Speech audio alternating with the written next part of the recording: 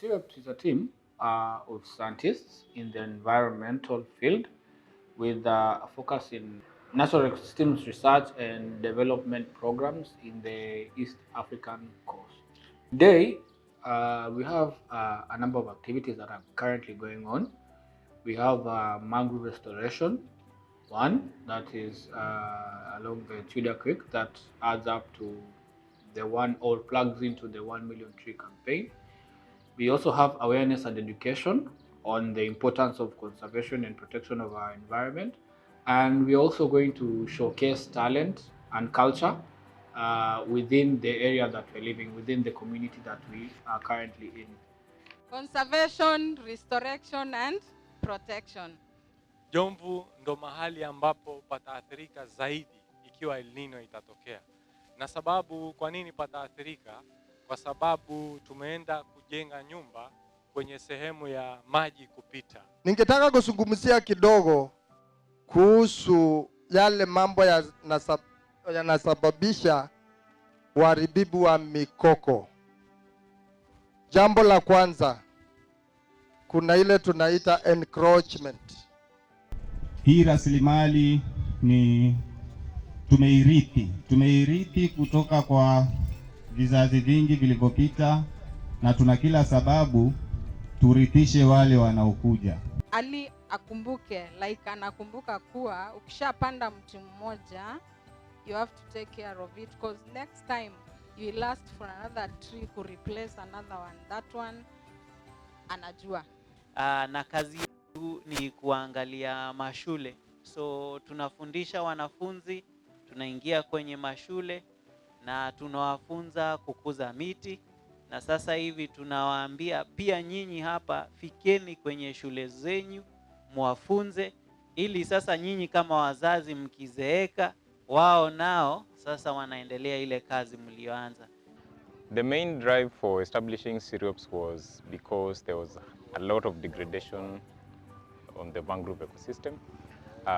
The ecosystem itself was undergoing a lot more problems because the only product it could provide back then was just firewood. And because it was a degraded ecosystem, fish as a livelihood was not sustainable enough. We have other livelihoods tied to the forest that was not being supplied by then. And so because of those pressures, there was so much degradation. So what I thought of was to establish a platform where we could try and solve these problems one by one.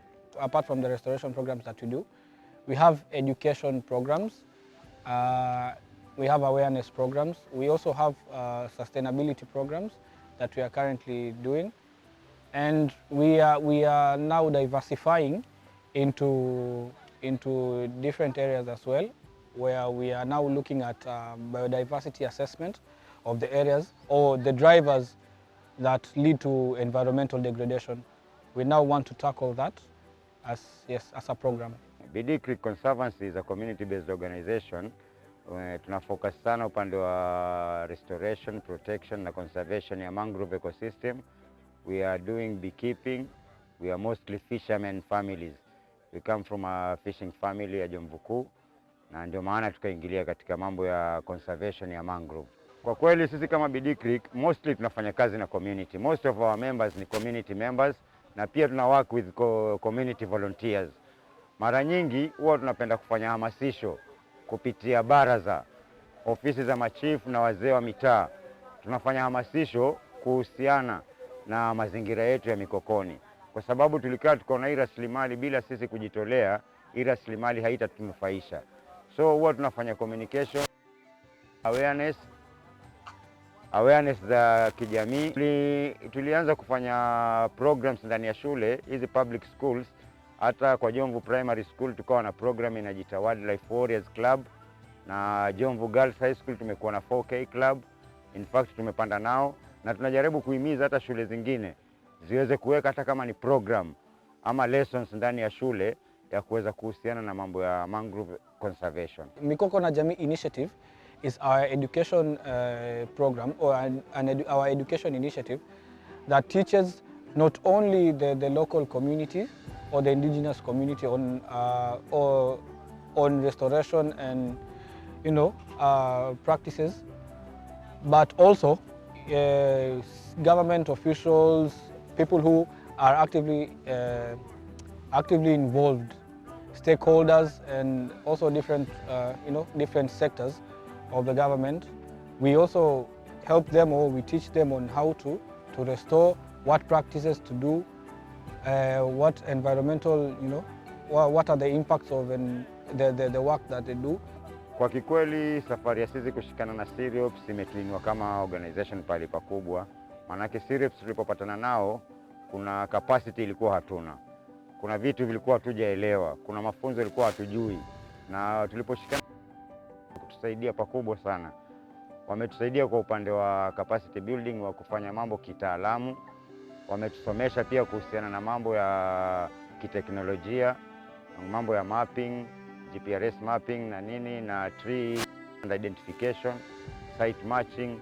Ingawaje sisi tulikuwa tukifanya kitamaduni, lakini wametuonesha mbinu mpya za kitaalamu na za kiteknolojia ya kisasa. Naweza sema ushirikiano wetu na Ceriops umetuinua kama Bidii Creek kiwango kikubwa sana, na tunapania tuweze kuwa nao kwa zaidi ya muda mpaka Mungu atakapotuweka, tusaidiane kiwango hicho. Ya kwanza tulifanya tree program inajiita 1 million tree campaign. Hiyo ilinigusa sana kwa sababu niliona kama tunaweza kuwa na uwezo wa kupanda miti milioni 1 kwa mwaka ndani ya Jomvu Ward. Inamaanisha ndani ya miaka 5 ile tumepania kufanya na Ceriops, tutakuwa tumemaliza mambo ya restoration, tutakuwa tumebakia na mambo ya conservation na protection, na zaidi tuweze ku-add value kwa ile kazi tutakuwa tumefanya. Na uwepo wetu na Ceriops, tunaona hiyo ku-add value, tutapata ujuzi mwingi kutokana na Ceriops, kulingana nao wana expertise upande huo. 4 years back, I started the organization.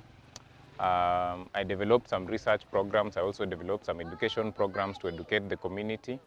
At the same time, I brought together a group of stakeholders from the public and private sector to bring in some resources to supplement these activities. So we started setting up nurseries, understanding the ecology of the ecosystem and the biodiversity, and trying to do some ecological restoration, and that picked up. Wakati mikoko ilipokuwa iko wakati wote huo, tuliporithi kwa wazazi wetu na mababu zetu, nusu ya pato la samaki na kamba Mombasa ilikuwa inalishwa na hii sehemu ya creek ya Jomvu. Hiyo ni history ambayo nataka kuwapatia. Lakini baada ya deforestation ya mikoko toka 1998 ilipokuwa imeimalizwa, na kutoka na majahazi yalikuwa natoka mbali yakikata mikoko, mpaka tukawa hatupati samaki wale ambao walikuwa wanatarajiwa kuuzwa sehemu ya Mombasa. Haina haja tuje mpaka kwa kina Alito apande miti. Pale pale nyumbani waishi. Anza na kwako nyumbani. Panda miti, tengeneza fence, at least tupate ile fresh air. Mambo mengine wanakuja baadaye. Ni kujifunza tu. Mambo ya miti mimi sijui sana, lakini nitashikana na huyu Ali mpaka nijue majina ya miti yote. Mimi kama kijana na pia as a young woman, climate change inaniathiri kwa njia tofauti na nyingi sana. Lakini kuna vitu 3 ningependa kuwahimiza hata before niende maybe deeper on this knowledge. 1, uko na uwezo wa ku-influence. Influence inaongelea sera. Kuna sera tofauti ambao county government inatoa, national government inatoa, lakini wewe usipokuwa part of hiyo decision making ama uamuzi, kuna mambo mengi ambayo itakuwa inafanywa ama maamuzi ambayo itakuwa inatolewa na itakuathiri wewe, na wewe utakuwa na hiyo uwezo wa ku make that decision ama kukuwa part of that process. Kitu ya pili, uko na uwezo wa ku-advocate. Wewe ni ambassador, mimi ni ambassador wa mazingira. Leo nikikuja nitembee huko kule ndani kwa community zetu, kuna wengine hawajui mangroves mwake ni gani.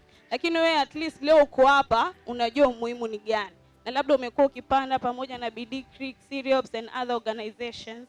So uko na ile knowledge ya kuweza kuelewa umuhimu wa mangroves ni gani. And the next thing, uko na uwezo wa kudemand. Demand, kama wewe unajua things to do with activism ama kukuwa an activist, kumaanisha wewe uko na uwezo wa kudemand some things either from the national, county na pia kwenye the local government. Kumaanisha kama kuna any issue ambayo ina happen, tuseme ukataji wa miti, you have the right ya kwenda kwa hizi offices na kudemand wakuje chini, kama ni KFS wakuje chini na watatue hiyo.